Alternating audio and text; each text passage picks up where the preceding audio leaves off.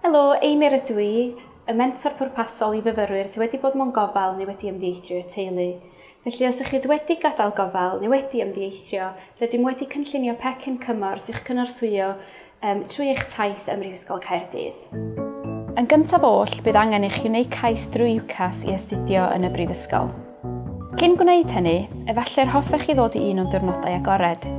Bydda i ar gael i gyfarfod gyda chi os oes gennych chi unrhyw gwestiynau neu bryderon. Cofiwch y gallwch chi rhoi gwybod eich bod chi wedi bod mewn gofal ar y cais UCAS.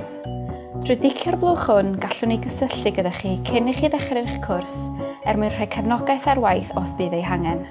Os ydych chi am i wneud hynny, gallwn ni weithio gyda phobl sy'n eich cefnogi chi ar hyn o bryd, fel eich tîm gadael gofal, gofalwyr maeth neu weithiwr Cymorth.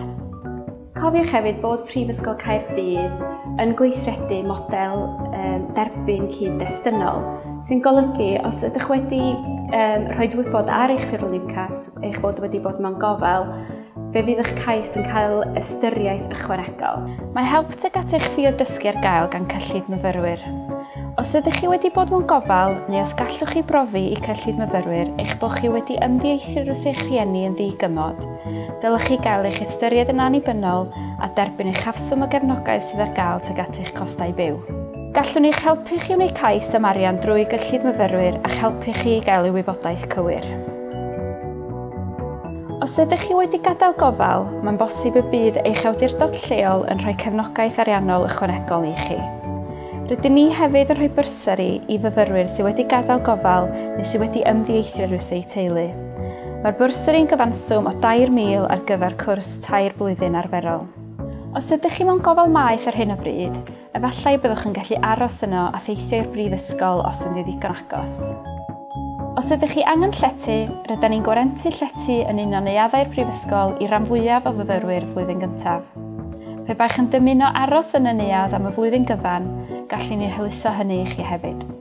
Rydym hefyd yn cynnig cymorth i fyfyrwyr sydd am rentu yn y sector preifat ar ôl y flwyddyn gyntaf, gan gynnwys cynllun gwarantwr ar gyfer myfyrwyr sydd wedi gadael gofal neu sydd wedi ymddieithrio oddi wrth eu teulu. Fi ydy'r mentor pwrpasol i fyfyrwyr sydd wedi bod mewn gofal neu wedi ymddieithrio. Rydym yn gweithio yn y ganolfan cymorth i fyfyrwyr. Fe fedrai helpu chi gyda gwneud cais am arian, rheoli eich arian, gyda materion academaidd, fydd efallai'n golygu cysylltu gyda eich adran academaidd. Fe fedrwch cyfeirio chi i wasanaethau eraill fel y gwasanaethau consela, anabledda neu sgiliau astudio. Neu fedrai jyst fod yma fel fod gennych chi rhywun i siarad gyda pe bod chi angen.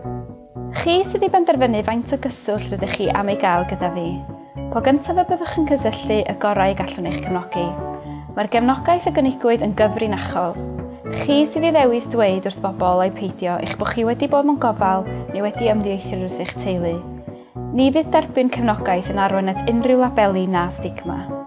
Os hoffech darganfod fwy o wybodaeth, plis cysyllwch gyda mi.